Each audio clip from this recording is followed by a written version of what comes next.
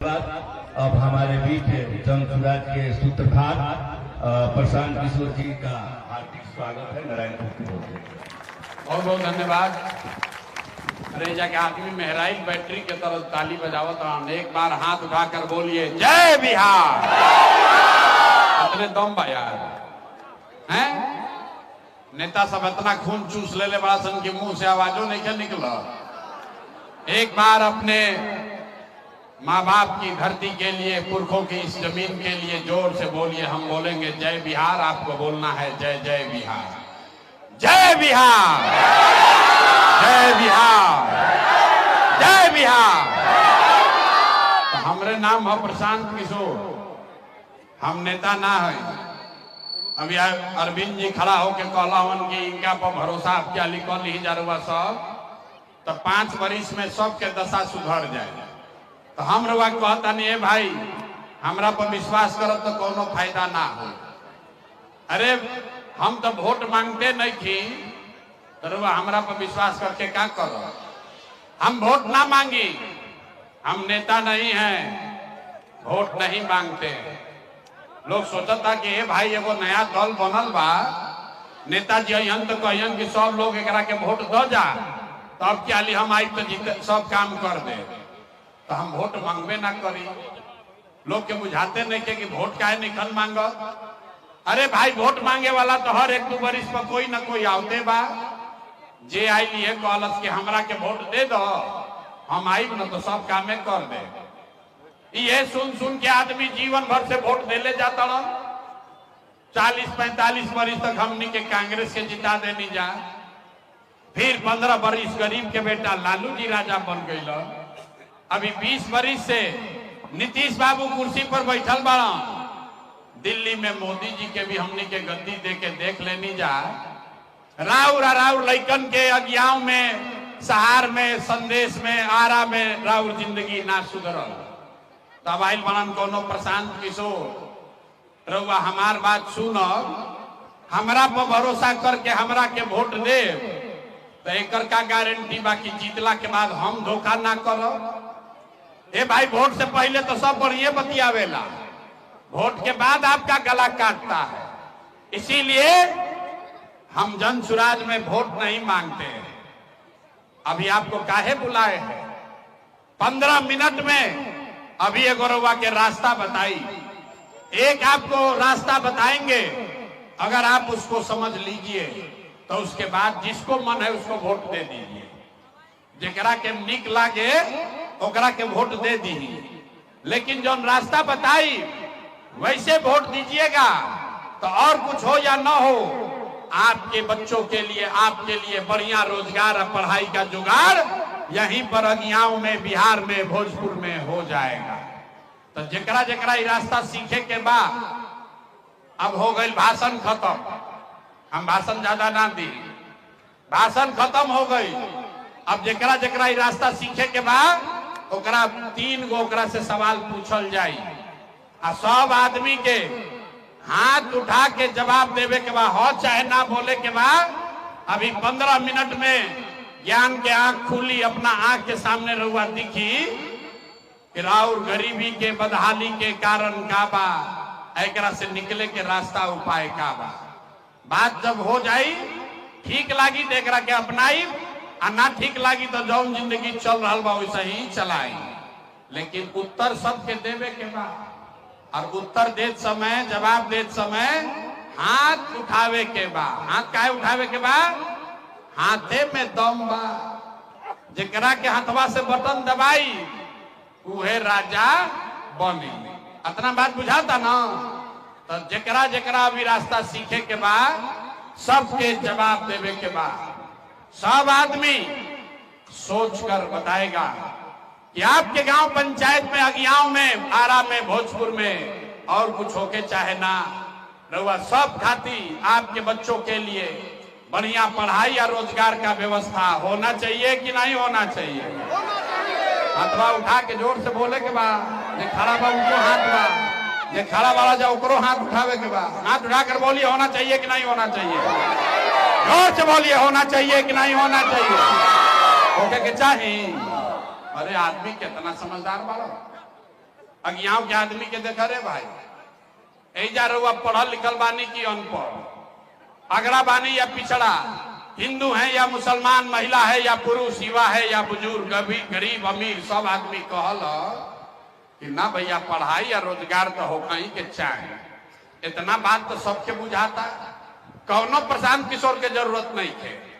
सबको मालूम है अगर आपके बच्चे के लिए बढ़िया पढ़ाई रोजगार हो जाए तो कोई मुखिया बने, कोई विधायक बने, लालू बने, नीतीश बने, मोदी बने, प्रशांत किशोर बने, अगर आपके बच्चे के लिए बढ़िया पढ़ाई रोजगार हो जाए तो राउर जिंदगी सुधर जाए। ये बात रहुआ पता बा, मुड़ी रहुआ हिलावत नहीं। अब देखिए राउर दुर्दशा के दशा, राउर दुर्दशा काहे बा ये अभी दिखाते हैं। सब आदमी एक बार तनी आपन आपन बच्चन के चेहरा याद कर लीजिए।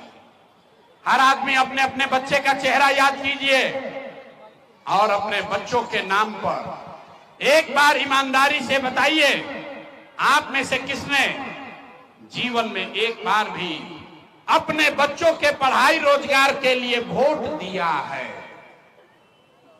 देखिए कैसे, देखिए चुप, कैसन चुप आदमी लगाई बाबू, कितना जोर से बोल रहा हो। हे भैया पढ़ाई या रोजगार होके के चाहे। अभी माइक दे दी, आधा आधा घंटा बैठ के भाषण दी। हे भैया मुखिया चोरी कर लेलस, हे भैया विधायक लूट लेलस, मोदी लूट लेलन, लालू बर्बाद कर देल। अरे भाई तू तो अपने लड़का के पढ़ाई रोजगार खातिर आज तक वोटे ना दे लो, तो दूसरा के दोष काहे दे रहे? अब कोई खड़ा होके कही कि एकर क्या गारंटी बा कि पढ़ाई रोजगार खातिर वोट दिहल जाई तो मिली?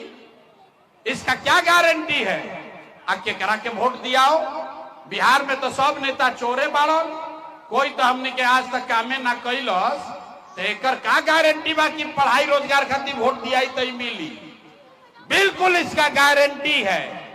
लिख के लीजिए हमसे, वोट जकरा के देवे के बाद दे दी, आपके बच्चों को पढ़ाई रोजगार मिलेगा ही मिलेगा। हमारा बात पर भरोसा मत करी, अपना आंख से जादू देखी। जकरा जकरा जादू देखे के बाद कि रउआ लड़का के पढ़ाई रोजगार कैसे मिली, 2 मिनट में अभी आपने अपने आंख के सामने देखिएगा। कहले बानी 3 गो सवाल पूछब, एगो पूछ लेनी, दूसरा के बारी बा। सब आदमी तनी सोच के, प्रकांड विद्वान लोग सब लोग बताई जा, आज तक जकरा के हमने के वोट देनी जा, जिसको भी आपने वोट दिया, उन नेताओं ने आपका और आपके बच्चों का काम किया है कि नहीं किया है? हथवा उठा के बोले कि मुंह में जाप नहीं लगावे के, जोर से बोलो भैया किया है कि नहीं किया है? जोर से बोलिए किया है कि नहीं किया है? ना जोर से बोलोगे माइक रखेंगे चले जाएंगे। जोर से बोलिए किया है कि नहीं किया है? अरे किया है कि नहीं किया है? नहीं किया है ना, नहीं किया है ना, पलटिया जमत भाई, वीडियो में रिकॉर्ड हो गई ना, कैले सब बैठ जाए, कुर्सी मत छोड़ी, कुर्सी के लड़ाई बा, बैठ जाए कुर्सी पर। अरे भाई सब लोग देखा गांव जवार के, सब आदमी कहलस कि भैया आज तक जौना नेता के दल के वोट देनी जा, कोई तो हमने के कामे ना कैलस। अब हमने के जादू देखल जाई, सही बात बोलब तो हाँ बोले के बाद जोर से हाँ बोलब, जहां हाथ उठा के, गलत बोलब तो ना बोल दे, बात खत्म होई। रउआ दिखाई दी कि लड़का के पढ़ाई रोजगार कैसे मिली। पूरा बिहार में, अगियाओं में, आरा में, भोजपुर में, इस सभा में बैठे बहुत सारे लोगों ने 5 किलो अनाज के लालच में मोदी जी को, भाजपा को वोट दिया है। तो बिहार में चाहे जितना चोरी भ्रष्टाचार बा, 1 किलो चोरी करके 4 किलो अनाज एजा के गरीब आदमी के मिलता कि नहीं खे मिलो? जोर से बोले के बा, मिलता कि नहीं खे मिलो? मिलता। आपने, हमने वोट दिया हिंदू मुसलमान बन के, सब हिंदू लोग कहल कि भैया जाए दी अज्ञाओं के दशा, गांव के दशा कुछो होके, पहले अयोध्या में राम जी के मंदिर बने के चाहिए। तो आपके गांव में नाली गली नहीं बना, स्कूल अस्पताल नहीं हुआ, रउआ इंदिरा आवास ना मिलल, लेकिन राउर वोट से अयोध्या में राम जी के मंदिर बनल बा कि नहीं के बनल? अथवा उठा के बोले के बा, कितना दिन मंदिर के ईटा उठैनी उठा के बोली मंदिर बनल बा कि नहीं के बनल, तो मैं दोबारा ना हिलाई। जो पूछ रहे हैं तो हाँ या ना बोलो। आपने हमने कई लोगों ने वोट दिया नीतीश कुमार को, आदमी कहल ना मोदी के ना देव, लालू के ना देव, अब तो हम नीतीश के वोट दे, हमारा बिजली पानी सड़क चाहिए।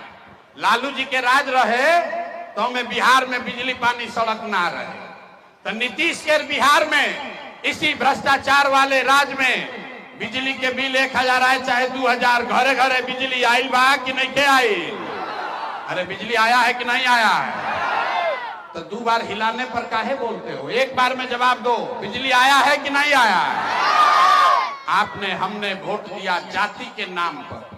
बिहार में आदमी कहेला जी ही चाहे मर जाए अपना जाते वाला के वोट दे, तो भैया पूरा बिहार में आपके जात के नेता ने आपके बच्चे के पढ़ाई रोजगार का बात नहीं किया, लेकिन जाति का बात और जाति का गिनती जनगणना पूरा बिहार में नेता लोग कराया है कि नहीं कराया है? आपने हमने वोट दिया सिलेंडर के लालच में मोदी जी को। सब लोग कहल जब सिलेंडरे पर खाना बनावल जाए तो सिलेंडर के दाम 1000 हो कि 1200, घरे घरे सिलेंडर बटाइल बा कि नहीं के बटाई? अरे ऐसे में मोदी हतना प्रचार करता हूं, सिलेंडर बटा है कि नहीं बटा है? आपने हमने वोट दिया मोदी का भाषण सुन के कि मोदी जी गुजरात में बड़ा विकास कैले बारह, तो भैया मोदी गुजरात में तो विकास कर रहे हैं, पूरा देश का पैसा ले जाके गुजरात के गांव गांव में फैक्ट्री लगा रहे हैं, और पूरे बिहार से, अगियाओं से, भोजपुर से आपके हमारे बच्चे गुजरात में जाकर नौकरी मजदूरी कर रहे हैं कि नहीं कर रहे हैं? तो कौना बात पर वोट देने की ना मिलल?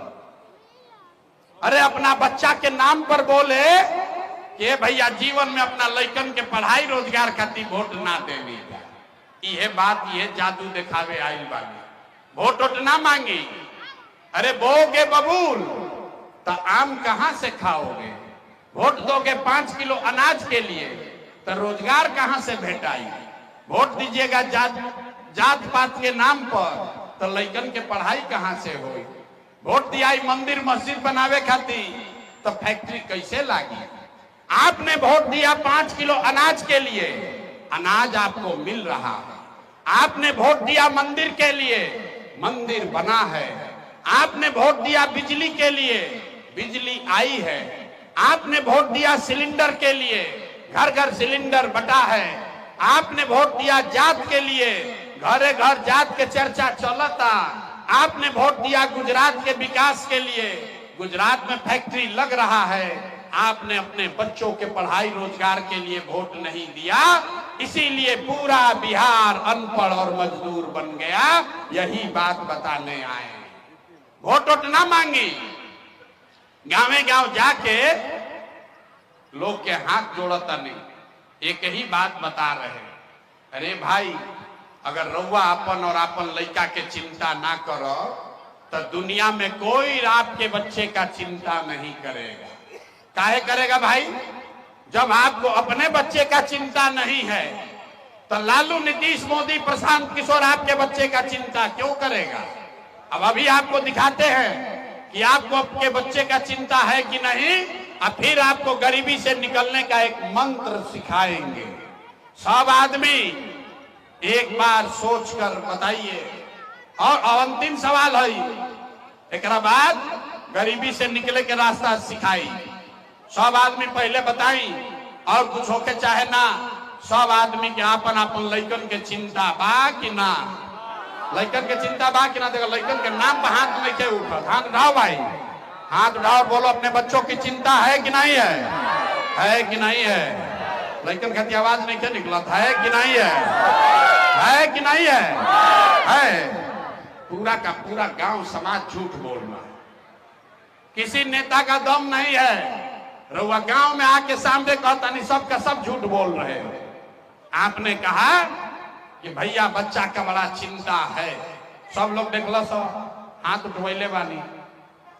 अभी हम आपके गांव में आए हैं, रास्ता में अगर 100 गो बच्चा मिला, 100 बच्चे मिले अगियाओं के, भोजपुर के, आपके समाज के आधा से ज्यादा आपके बिहार के बच्चों के शरीर पर शुद्ध कपड़ा नहीं है। जितना छोटा बच्चा गांव में है देख लीजिए, जितना लड़का आइल बड़ा सन देख ली, ज्यादातर बच्चों के पैर में बरसात में भी उसके पैर में हवाई चप्पल भी नहीं है। लोग से पूछा था नहीं, ए भाई लड़का के का दशा कैले बाड़ा, एगो चप्पल काहे नहीं खरीद? आदमी कहता है भैया इतना गरीब हैं, कहां से कपड़ा पहनाए, कैसे पढ़ाए, कैसे खिलाएं।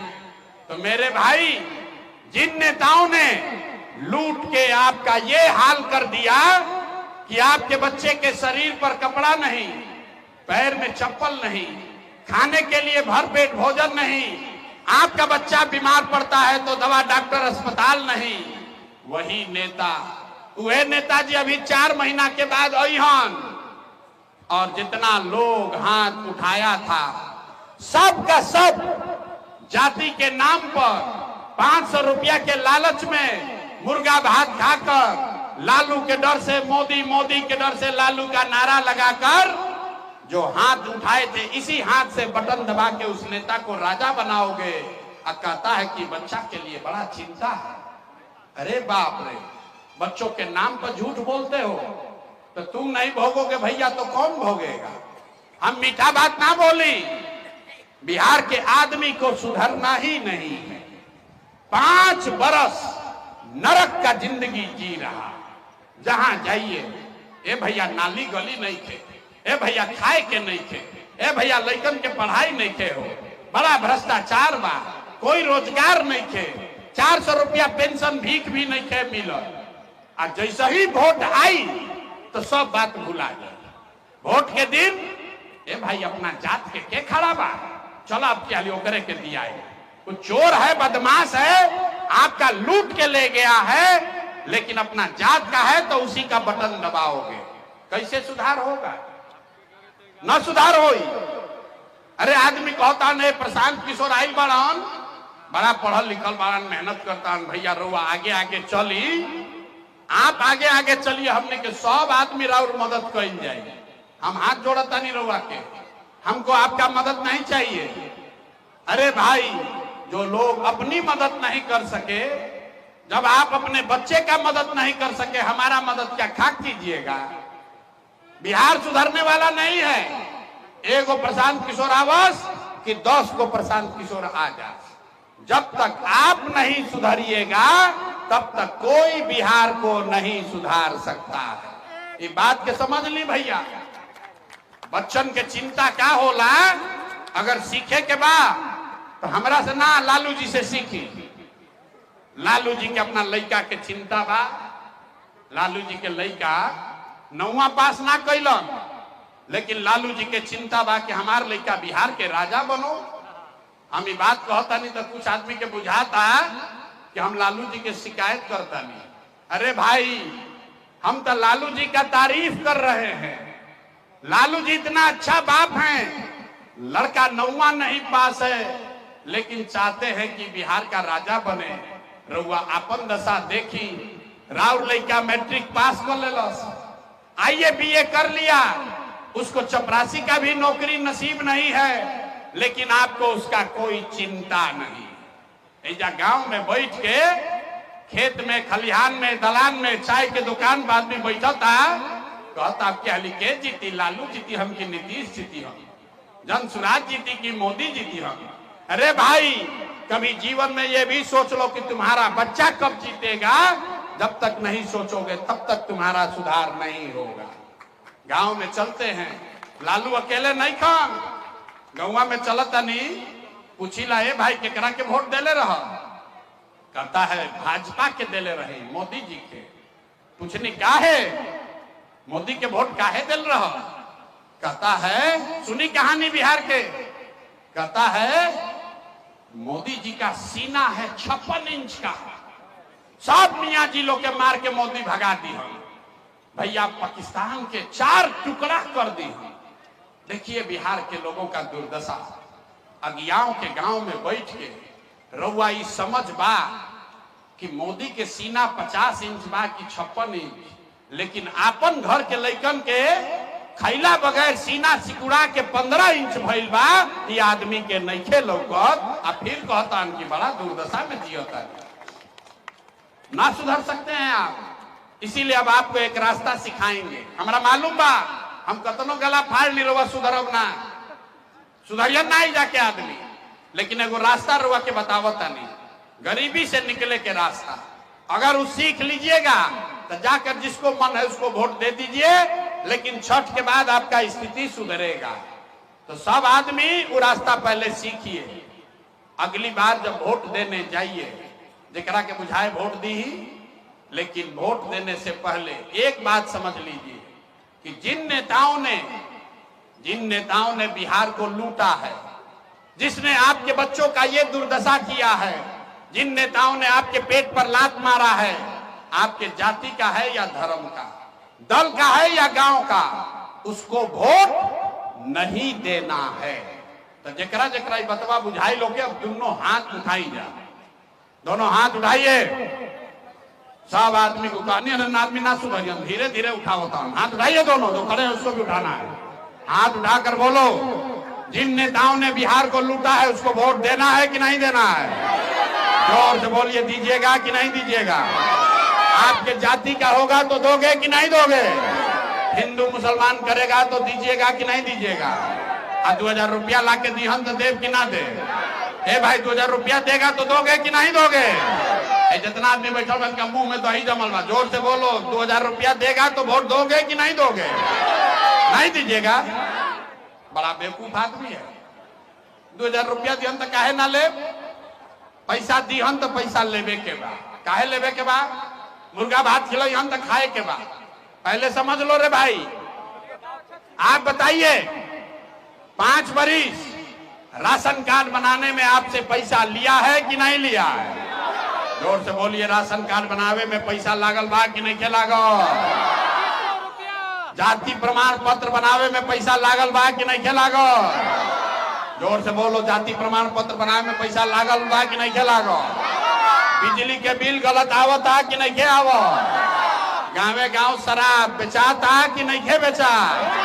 जोर से बोली, है पुलिस लोग खड़ा बना डराई मत, जोर से बोली, शराब बिक रहा है कि नहीं बिक रहा है? थाना में FIR करते हो, पैसा लगता है कि नहीं लगता है? ये BDO CO दाखिल खारिज में पैसा ले रहा है कि नहीं ले रहा है?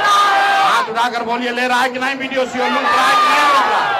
अरे भाई, तो हमनिए के पैसवा 5 बरिस लुटले बाड़ा सब, आ चुनाव के समय आके 1000 रुपया वापस दिया सन तो ओकरा के ले लेवे के बाद अपने पैसा हो लेला के बाद अब गरीबी से निकले वाला मंत्र याद रख लेवे के बाद इस बार जब वोट देने जाइए एक संकल्प लीजिए, एक संकल्प, इस बार जब वोट देने जाइए तो जीवन में एक बार वोट किसी नेता के लिए नहीं, किसी दल के लिए नहीं, जात के लिए नहीं, हिंदू मुसलमान के लिए नहीं, 5 किलो अनाज के लिए नहीं, नाली गली के लिए नहीं, मंदिर मस्जिद के लिए नहीं, लालू नीतीश मोदी प्रशांत किशोर के लिए नहीं, जीवन में एक बार वोट अपने अपने बच्चों के लिए देना है, बिहार में शिक्षा और रोजगार के लिए देना है। हमारा मालूम है सब आदमी ताली बजाई, ताली नहीं क्या बजावे के? हाथ उठाइए, मुट्ठी बांधिए, हम इतना बुर्बक बुझा दौड़ा हमरा के। हाथ उठाइए, मुट्ठी बांधिए, हाथ उठाकर मुट्ठी बांधकर संकल्प लीजिए, अगली बार वोट अपने बच्चों के लिए देना है कि नहीं देना है? जोर से बोलो, अपने बच्चों के लिए वोट देना है कि नहीं देना है? बच्चन खाती वोट दिया कि जात खाती वोट दिया? बच्चा चाहिए कि जात चाहिए? आधा आदमी के ना बुझाई, ये भाई बच्चा खाती वोट देवे से का होई? बिना बुझले हाथ उठा देलन, संकल्पो ले लेलन बिना बुझले। अरे भाई, सब पहले समझो, बच्चा के लिए वोट दोगे तो क्या होगा? आपने मोदी का चेहरा देखकर वोट दिया तो चाय बेचे वाला मोदी देश के राजा हो गए। आपने लालू का चेहरा देखकर वोट दिया तो भैंस चरावे वाला लालू यादव 30 बरिस से बिहार के राजा बाड़न। आपने नीतीश का चेहरा देखकर वोट दिया तो वैद का लड़का नीतीश कुमार 20 बरस से आप पर हम पर शासन कर रहे हैं। एक बार हमारा बात मानिए, अपने भाई अपने बेटा का बात सुनिए, एक बार अपने बच्चे का चेहरा देखकर वोट दीजिए। आपके वोट में इतना ताकत है, आपका बच्चा भी बेरोजगार नहीं रहेगा। अब बजा लो ताली, अब बजा लो ताली, ना बजल ताली जोर से, ना सुनाई नहीं दिया। अब समझ में आया तो हाथ उठाकर फिर से संकल्प लेना। अब बताइए, वोट अगली बार अपने बच्चों के लिए देना है कि नहीं देना है? हाथ उठाकर बोलिए, अपने बच्चों के लिए देना है कि नहीं देना है? झूठ नहीं कीजिए ना, बोलो झूठ नहीं ना बोल रहे हैं। तो अगर आपने झूठ नहीं बोला, हाथ नीचे कीजिए। अगर आपने झूठ नहीं बोला तो अब की हाली जब दिवाली आई, अब की हाली जब रउआ दिवाली या छठ मनाई, तो आपके जीवन का, बिहार के बदहाली का ये अंतिम दिवाली और छठ होने जा रहा है। बजाइए ताली और फिर बजाते हैं कैसे होगा। ना बजा, अपना गरीबी दूर होने के लिए भी ताली ना बजा। क्या होगा छठ के बाद? कैसे गरीबी खत्म हो रही हो? तो 50 वर्ष से नारा सुनता नहीं। तो छठ के बाद इस बार अगर आपने अपने बच्चों के लिए वोट दिया, छठ के बाद जब ये जनता का राज बनेगा, तो एक पहला संकल्प बा, सब लोग ध्यान से याद कर लीजिए, नाली गली बने चाहे मत बने, स्कूल अस्पताल जब सुधरी तब सुधरी, लेकिन साल भर के अंदर सब लोग याद कर लीजिए, अपना अपना आंचल में महिला लोग बांध लीजिए, साल भर के अंदर जितना राउर घर के सवांग गइल बान जा बाहर रोजी रोजगार मजदूरी करे, जो बच्चे आपके पढ़ लिख कर बेरोजगार बैठे हैं, उसको नौकरी मिले चाहे न मिले, लेकिन सभी के लिए कम से कम 10 से 12 हजार रुपया के रोजी रोजगार का व्यवस्था यही बिहार में करके दे दिया जाएगा। ओके के चाहिए कि ना? ओके के चाहिए? बात बुझा गई? बुझा गई। तेजा से गैला के बाद अपना अपना पति के सवांग के बेटा के फोन करके बतावे के बाद, ये बचवा अब की हाली जब दिवाली में छठ में घरे अइब, ध्यान से सुन लो भाई, अब की हाली दिवाली या छठ में बचवा जब घरे अइब तो 10-12 हजार रुपया के रोजी रोजगार खाती अब जीवन में कभी घर परिवार छोड़ के बिहार से बाहर ना जाए के पड़ी। ठीक बा? ठीक बा तो हाथ उठाकर बोलिए ठीक है। अरे लड़का बोड़ा उठावत रउआ से हाथों नहीं के उठो, हाथ उठाकर बोलिए ठीक है।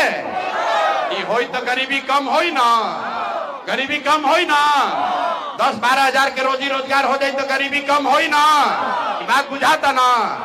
अब दूसर बात, ये 60 वर्ष से ज्यादा बूढ़ पुरनिया हो गई, अब तो मजदूरी ना कर सके, तो नीतीश कुमार 60 वर्ष से ज्यादा उम्र के आदमी के 400 रुपया भीख देता पेंशन के नाम पर। तो तय भाई कि अगर आप इस बार आपने अपने बच्चों के लिए वोट दिया, जनता का राज बनाया, तो इस छठ के 1 महीना के बाद, छठ के 1 महीना बाद, कार्तिक महीना से दिसंबर से रउआ 400 रुपया के भीख ना, 1100 रुपया पेंशन ना, कार्तिक महीना से 60 वर्ष से ज्यादा उम्र के हर महिला पुरुष को 2000 रुपया का महीना का सम्मान राशि जरूर कर दिया जाएगा। ओके के चाहिए? हाँ ओके चाहिए, डाटवा उठा के बोले के बाद ओके के चाहिए? सबके मंजूर बा ना? तीसर बात, 10-12 हजार के रोजी रोजगार मिल जाई, बूढ़ आदमी के 2000 मिले लगी, उसे जीवन ना सुधरी। जीवन तब सुधरेगा जब आपका बच्चा पढ़ेगा। जब तक राउर बच्चा नाती पोता पढ़िया सन ना, तब तक गरीबी से जान ना बची।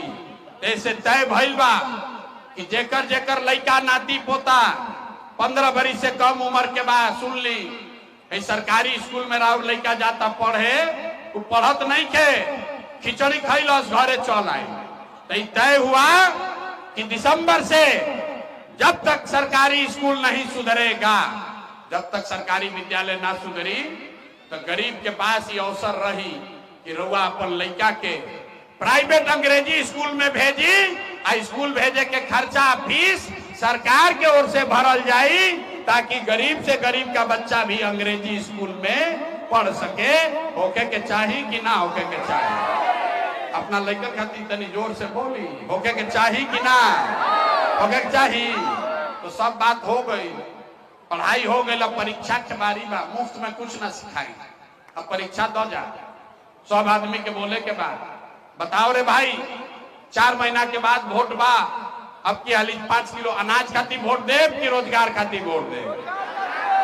सबके बोले के बाद कुल आदमी फेल हो जाए परीक्षा में। हाथ उठाकर बोलिए 5 किलो अनाज चाहिए कि रोजगार चाहिए? गला फाड़ कर बोलो 5 किलो अनाज चाहिए कि रोजगार चाहिए?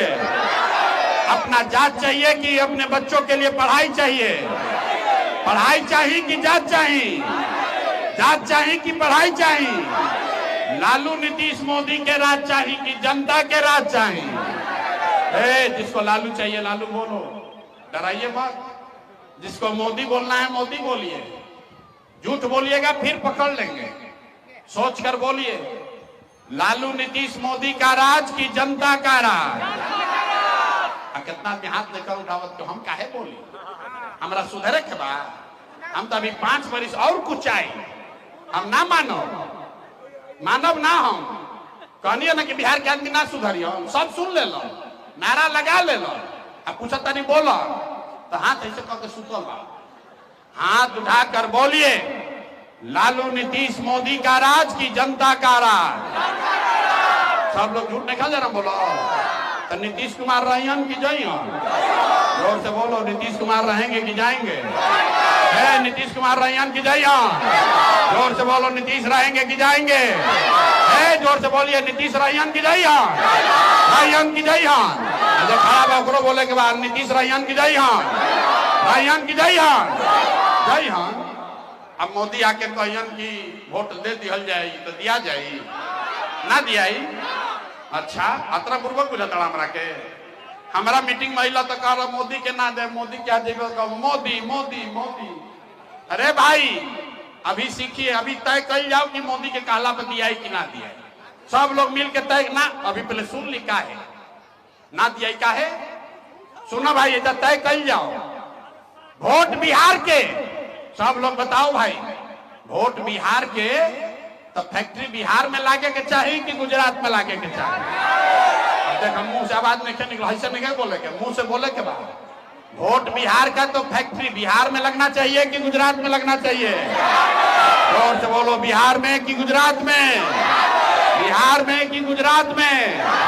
बिहार में कि गुजरात में? तो सब लोग चुप हो जाइए। जितना लोग मोदी के वोट देले बा सोच के बताइए 15 बरस में मोदी ने फैक्ट्री कहां लगाया? बिहार में कि गुजरात में? मोदी जी फैक्ट्री कहां लगैलन? बिहार में कि गुजरात में? देखा मोदी मोदी कतरा जोर से चिल्लाता रहा, अभी मुंह से आवाज में क्या निकला डर के मारे? बोलो जोर से, मोदी ने 15 बरस में फैक्ट्री कहां लगाया? बिहार में कि गुजरात में? बिहार में कि गुजरात में? भाई नहीं चली वोट बिहार में लगा, फैक्ट्री गुजरात में लगे भाई मंजूर बा? किसी को मंजूर है? वोट बिहार का तो फैक्ट्री बिहार में ना लगे के चाहिए। मोदी फैक्ट्री नहीं कम न लगैले, तब हाथ उठा के बताइए मोदी कहने वोट दीजिएगा कि नहीं दीजिएगा? अब उठाइए हाथ सब लोग और बताइए मोदी कहने वोट दीजिएगा कि नहीं दीजिएगा? जोर से बोलिए दीजिएगा कि नहीं दीजिएगा? ये भाई तो मोदी कहला पर देवे ना करब तो नीतीश कुमार तो गइल रहियन की जाइए? जोर से बोलो भैया रहियन की जाइए? अरे जोर से बोलो यार, बुढ़ा गइल वाला उनका सुनाई नहीं देते। जोर से बोलो रहेंगे कि जाएंगे? रहियन की जाइहन। तन मोदी और लालू, मोदी और नीतीश दोनों गइलन तो के बचल? बच के लालू। तो कोई के लालू के ललटेन चाहिए? अरे लालू के ललटेन के करके अभी मोदी कहने तो बड़ा मजा आई लो, अब ललटेन वाला के बारी बा। अब बोलो भाई लालू का ललटेन चाहिए? जोर से बोलो लालू का ललटेन चाहिए? अपहरण रंगदारी चाहिए? फिर से लूट मार काट चाहिए? नहीं चाहिए तो हाथ उठाइए, हाथ उठाकर जोर से बोलिए, मुंह मत छुपावा जाए। सबके बोले के बाद लालू के ललटेन चाहिए? लालू का ललटेन चाहिए भाई? तो लालू नीतीश मोदी तीनों चल गए तो के बच गए? अब बच गई जनता। के बचल? जोर से बोलो कौन बचा? कौन बचा? लालू नीतीश मोदी तीनों साहब के बचल? जोर से बोलिए कौन बचा? कौन बचा? अरे मुंह खोल के बोलो कौन बचा? कौन बचा? कौन बचा? लालू, नीतीश, मोदी तीनों साथ कौन बचा? तो दिनकर जी क्या कह के गई? महाकवि दिनकर के नाम सुन ले बनी? दिनकर जी कहलन कि सिंहासन खाली करो कि अब जनता आती है बिहार में। अब लालू, नीतीश, मोदी तीनों खाली करो, अब बिहार का जनता का राज होना चाहिए। हो क्या चाहिए? हाथ उठाकर बोलिए होना चाहिए। हो क्या चाहिए ना भाई? बिहार में जनता का राज होना चाहिए ना। सब आदमी सुनला के बाद कहता ये बढ़िया बढ़िया बतियावत है आदमी, अपना खातिर क्या चाहता? बहुत कुल आदमी बहुत बड़ा गुना गणित करे में। कुछ आदमी के बुझाता कि बड़ा मुख्यमंत्री बने, तो हमरा के नहीं जाना। हम इतना छोटा सपना लेके पैदा नहीं भई। हमार बाबा एजे मजदूर रहन, बैलगाड़ी चलावत रह, बाबूजी डॉक्टर रह, एगो दूगो ना 12 जना के मुख्यमंत्री बनावे में कंधा लगैले बानी। इतना पसीना, इतना मेहनत मुख्यमंत्री बनने के लिए नहीं कर रहे हैं। ये पसीना इसलिए बहा रहे हैं, ये सपना लेकर आए हैं कि अपने जीवन काल में एक ऐसा भी दिन देखें जब हरियाणा, पंजाब से, गुजरात, महाराष्ट्र से लोग बिहार में, भोजपुर में रोजी रोजगार करे हन, तब मानल जाए कि बिहार में विकास हो गया। होके के चाहिए कि ना? होके के चाहिए? तो एक बार तनी जोर से बोले के बाद जय बिहार। बिहारी को के गाली देता सन, लेकिन रउआ सबके मुंह से आवाज ना निकली। आदमी सुधरी हम ना, जोर से बोलो जय बिहार, जय बिहार। तो हम रउआ से वोट मांगनी ना, पैसा चंदा हम ली ना, लेकिन मांगे आइल बानी राउर आशीर्वाद।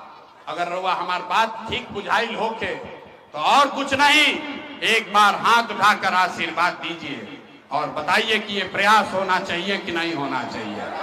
बिहार में ये प्रयास होके के चाहिए कि ना होके के चाहिए? बदलाव होना चाहिए कि नहीं होना चाहिए? ये भ्रष्टाचारी नेताओं को हटाना चाहिए कि नहीं हटाना चाहिए? बिहार में जनता का राज कायम होना चाहिए कि नहीं होना चाहिए? तैयार बनी जाना सब लोग।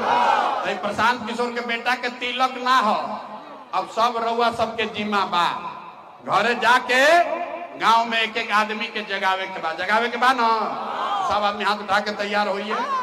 सब आदमी के बिहार के एक एक बच्चे का लड़ाई है कि आपका बच्चा आगे मजदूर नहीं बने। सब लोग तैयार बा ना? तब 4 महीना के बाद बा, 4 महीना में राउर जीवन बदले वाला बा। काहे से कि बिहार में नई व्यवस्था बनने वाली है। अब पूरा जोर से बोलिए जय बिहार। ना मजा आएगी। जय बिहार।